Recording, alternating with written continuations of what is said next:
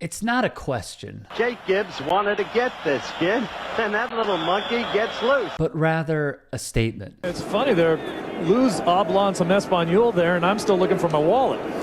Racism in sports has always existed, especially from the commentators. See the blitzers coming up off the edge. Lane Hunter's going to try the left side. He's got a little bit of room, but he takes an almost cash shot. But guess what? They need to throw him out of the game. Nico is a thug trash player. For example, there is the overt. Let me put it to you this way. The NFL all too often looks like a game between the Bloods and the Crips without any weapons. First three names I got to remember are Enzo Gabarra, Spencer Espicio, Nicholas Padilla for Eagle Grove. They have a lot of apparently Espanol people in Eagle Grove. Gee, I wonder why that is. I wonder why. Then there's Chase Blasey. He sounds like he's not a foreigner. And the obscure. Friends of mine will be like, well, how come anytime a black athlete does something, they say it's an athletic move? Anytime a white athlete does it, they say it's an intelligent move. With the World Cup taking place, we have seen these microaggressions front and center. Look at this World Cup footage from 2018. Two teams, one in blue, one in green. But every identifying feature has been stripped. No faces, no kits, and no skin tone. The players' movements reduced to wireframes. So, based only on what you can see here, which team looks more athletic? When a group of football fans watched this video, 62% said that the team in blue looked more athletic. That team was Poland, playing in a match against Senegal. The London Interdisciplinary School's Alex Doyle would uncover the latest in 2026.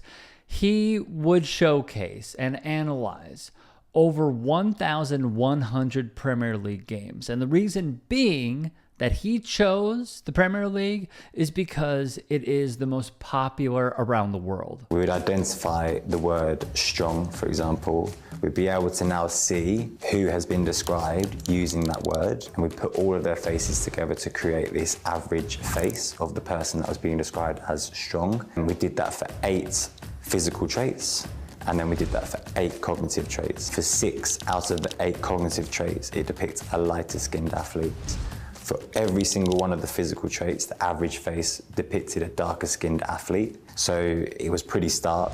Side by side, you can see the difference. To reiterate, he would conclude the word strength resulted in an average face, compiled only of players with darker skin tones, whereas the word intelligent resulted in an average face compiled only of players with lighter skin tones. It didn't stop with Doyle either. Another study by Run Repeat and the Professional Footballers Association found similar results, analysing 2,000 lines of commentary from 80 matches across Europe's top leagues. They found that when commentators talked about power, they were more than 6 times as likely to be talking about a darker-skinned player. When they praised intelligence, 62% of that praise went to lighter-skinned players. However, when it came to criticism of intelligence, the pattern flipped. 63% of that criticism was directed at darker-skinned players. Nor does it remain between the lines. In college basketball, there is the blatant. Girls from Rutgers, man, they got tattoos and Some hardcore hoes. that's a nappy-headed hose there, I'm going to tell you that now. And some lines that may fly under the radar.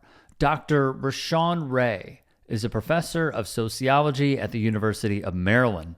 Dr. Stephen Foy at the University of Texas, Rio Grande. Well, the pair teamed up to publish this study, which was titled Skin in the Game: Colorism and the Subtle Operation of Stereotypes in Men's College Basketball. They would transcribe 52 men's college basketball broadcasts, including 11 championship games. They would provide the examples to WBUR. When Duke and Butler squared off in the 2010 national championship game in Indianapolis, Indiana, fun fact, I was a senior at Indiana University. I was there at Lucas Oil Stadium. One broadcaster would state, "We've talked about Matt Howard," who's on Butler, "and how crafty he is. John Shire is much the same way as a perimeter player.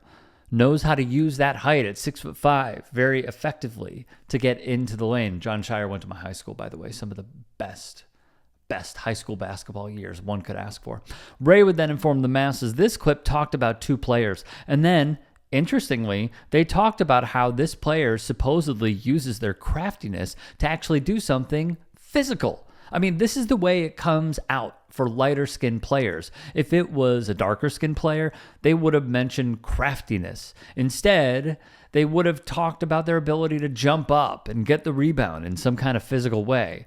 And so here it is, the same action, something simple, like jumping for a rebound, and all of a sudden it completely transposes the way that players are talked about.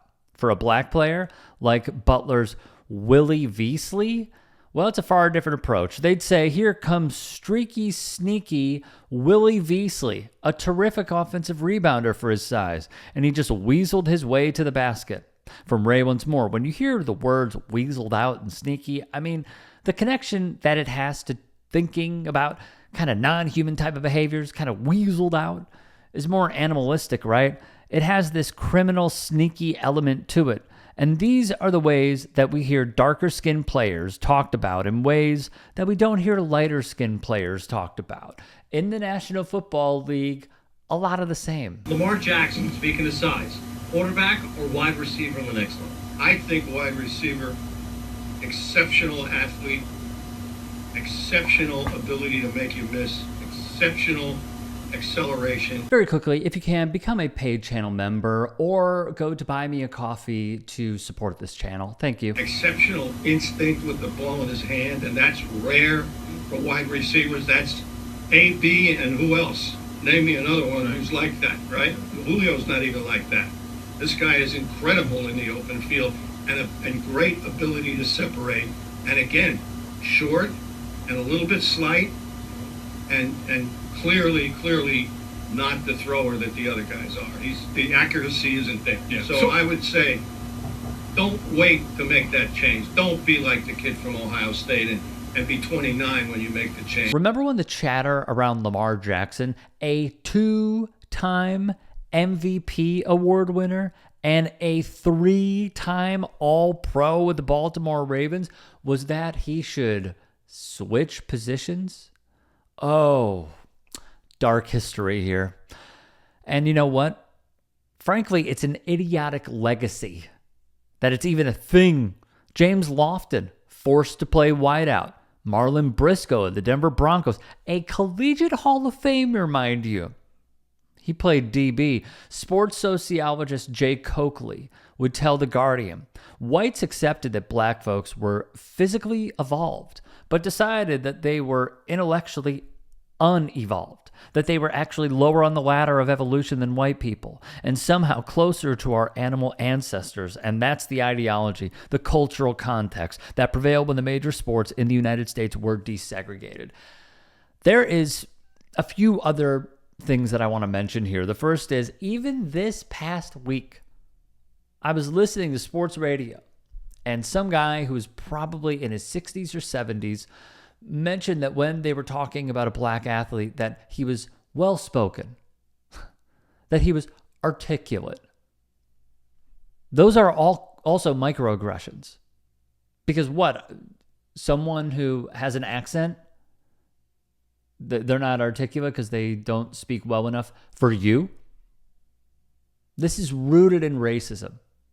And some people watching this will say, that's just small. No, it's not. Because you know who recognizes it? People who have had that exact line said about them. That's who recognizes it. That's how offensive it is. And that's something that also just gets to me. And mainly what this clip is about is that amongst the sports fans, we have so much in common. We have so much banter. We have such great times talking about these games, talking about these athletes. But what we shouldn't do is cross over a line, even if you think it doesn't exist in the first place, because it does. And I guarantee you will start hearing these microaggressions on the broadcast. It is time for our announcers' booths, for our radio hosts, for our television analysts, for podcast hosts, and everything in between involving these great games to try and stop doing this. because it is deeply offensive and it has a very problematic history.